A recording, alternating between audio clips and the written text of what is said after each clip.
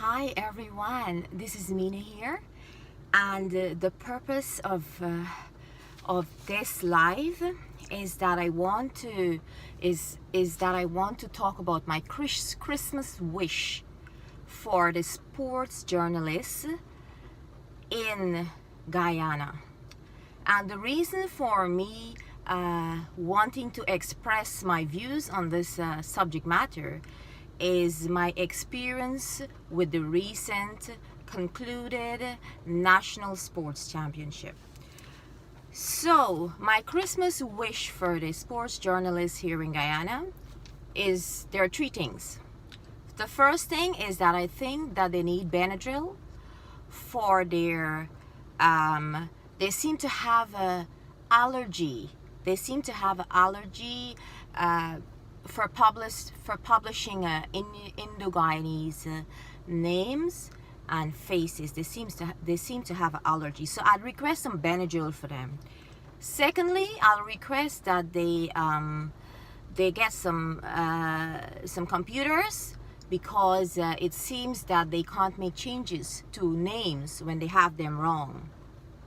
And thirdly, I request for them to have a manual on the sports journalism ethics. So those are my main concern. And the reason for me saying this is that, let's start with my son's name. I made a request. My son participated in the recent National Schools Championship, and it was for swimming. Now, I request for them to kindly correct his name. They spell his name wrong. I was told that it was submitted like that to the technical committee, and they cannot change the name. Okay, why is that so? Are they writing on a stone tablet that they cannot change the name for my son and put the correct name? We live in a society where people are accustomed to Indo-Guyanese name. We're a mixed culture. Why is it that we cannot do such things? So they left his name wrong. It's on his ID card. It's unfortunate that you can't see it because it was wet, but they spelled his name wrong. I asked for it to be changed. I guess they are using a tablet, stone tablet, so it couldn't be changed. Okay, that's one thing. Now, if you check the Ministry of Education Facebook page, you will see as if they highlighted all the athletes.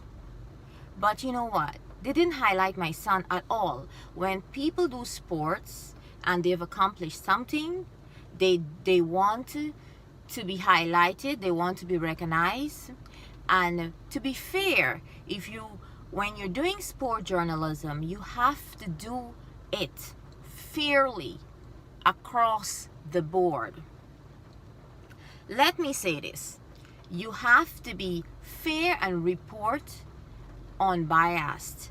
And it appears to me that some people, they are allergic to Indo-Guyanese name and Indo-Guyanese faces. And if you think I'm wrong, please look in the media. Look at the Ministry of Education Facebook page. Now, let me show you why I am upset.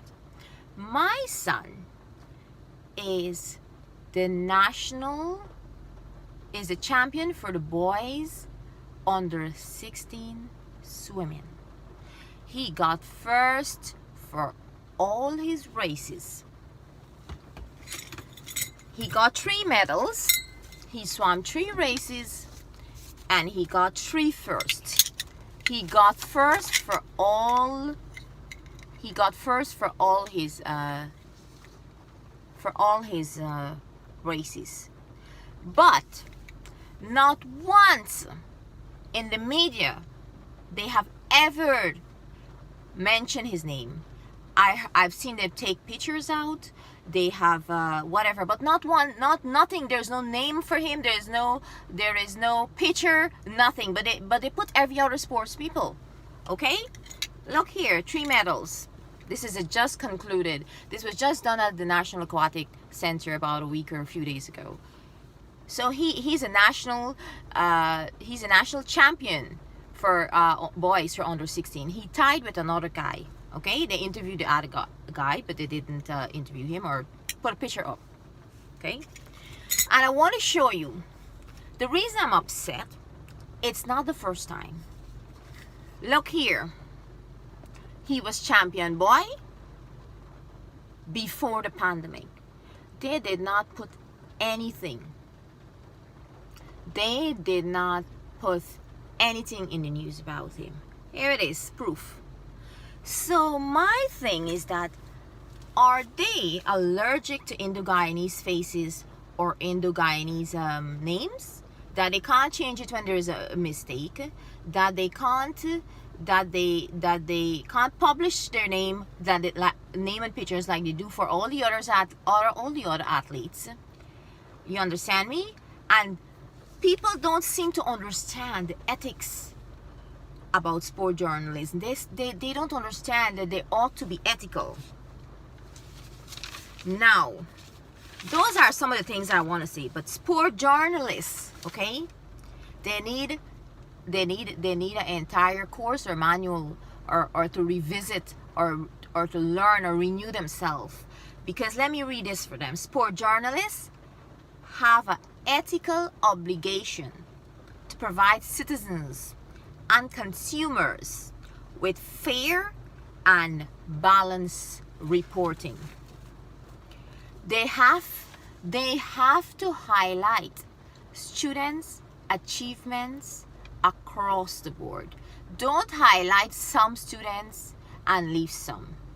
You understand me? When you do things like that, you are opening the door into a different direction.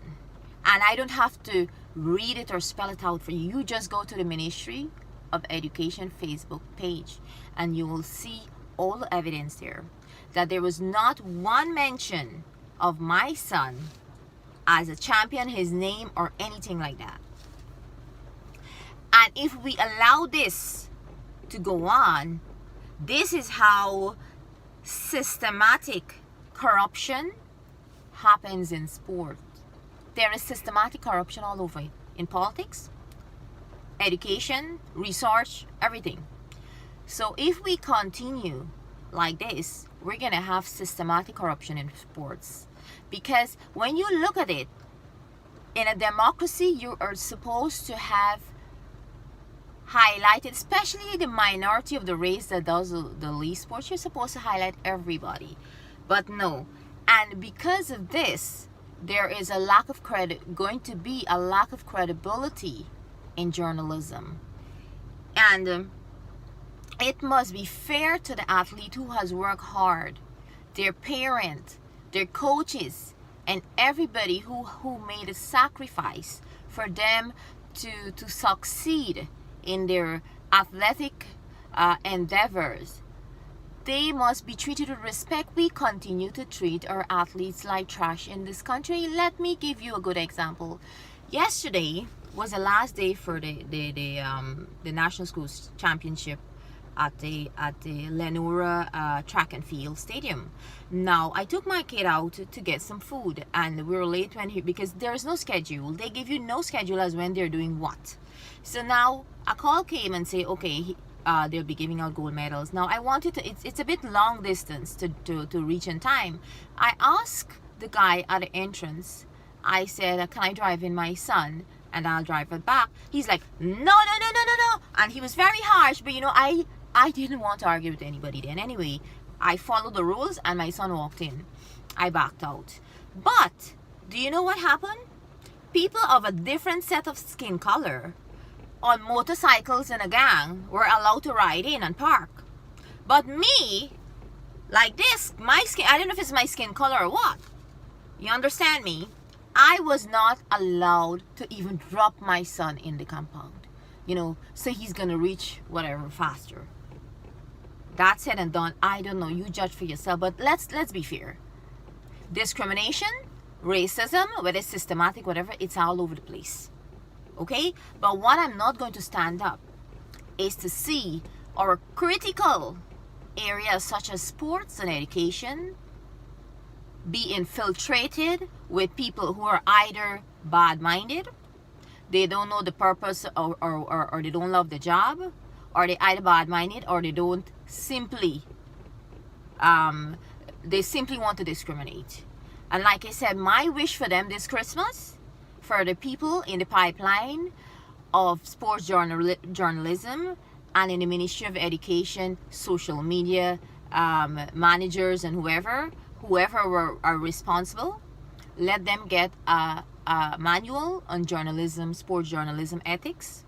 Let them get computers so that they can make changes when they make spelling of people's name wrong.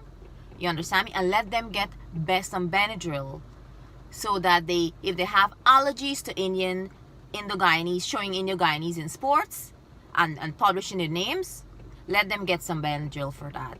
And that is what I wanted to say and express today, because there must be accountability in sport journalism in this country. You must be fair. You must be fair when you are reporting on students' achievements. Don't be biased. And next thing is that they don't have a itinerary or a program. Up to now, I cannot see the swimming champion trophy for my son. I can't see it. I haven't got a message, or I don't know, whatever, because he waited whole day yesterday for the trophy, right? And he came home around 8 o'clock last night. Not everybody could stay at the track and field stadium 11 o'clock, or whichever time you decide that you want to share out the trophy. It must be properly planned and organized. When I turned up yesterday, I was told to turn up for a trophy and medals yesterday. They were still conducting at 12:30 in my previous video I mentioned. They were still conducting races. People have things to do. I have things to do. People have things to do. They can't sit and waste their time you think you can waste other people's time at your women fancy. So this is one thing that I want to mention, and my Christmas wish for people is that sport journalism, the people who are conducting sport journalism, they need to be accountable. They need to be held accountable.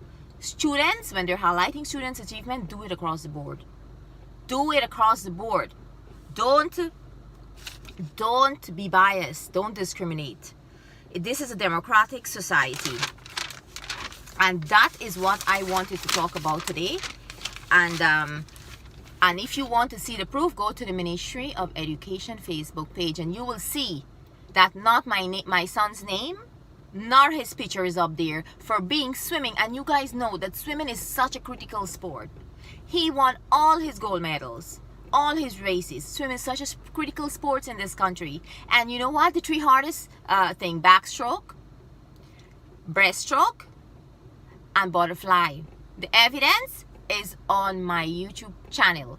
The evidence of the sport journalists having allergies to Indo-Guyanese face or names or something is on the Ministry of Education Facebook page. Go and look for yourself. Not his name or his face was ever mentioned in this entire swim meet. So that is all I have to say. We need unbiased reporting.